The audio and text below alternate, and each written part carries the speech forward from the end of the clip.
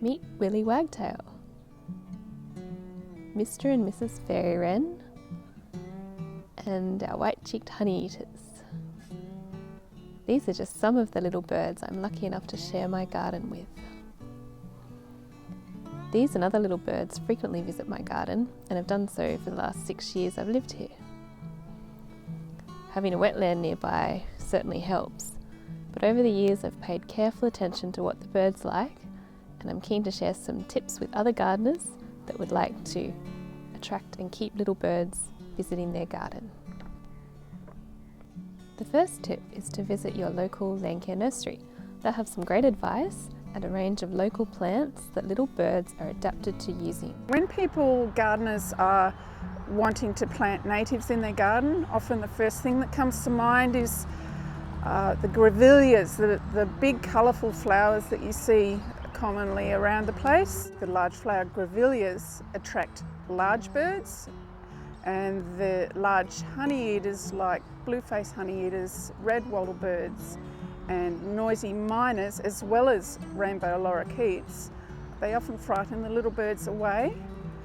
So I would choose grevilleas which have smaller flowers, clusters of smaller flowers or individual flowers, as well as prickly leaves. These encourage the smaller birds. This is Melaleuca nodosa. It's a small tree or shrub. You can also trim it. It's quite a prickly plant.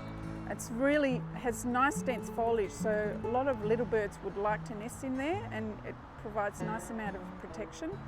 The flowers attract a lot of pollinators and different insects, so that would also attract insect-eating birds, as well as nectar-feeding honeyeaters.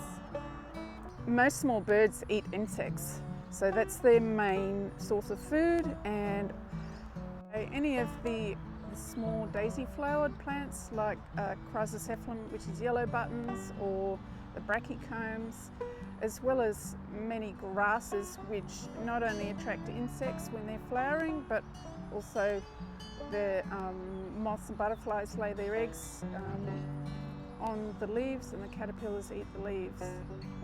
This is Themata triandra, or kangaroo grass. So the seed is attractive to birds. It can be quite a tall grass, but once the seed heads are finished, you can chop them down. It also has lots of dead straw-like pieces of grass, which are very attractive to small birds to line their nests with. Some other tips to help little birds are avoid using any pesticides. Most little birds eat insects, and we don't want them eating poisoned insects. So use a broom and other physical methods for your insect control. Provide clean water in a place where birds can bathe safely away from predators. Provide a mix of dense shrubs and clumps of vegetation for protection.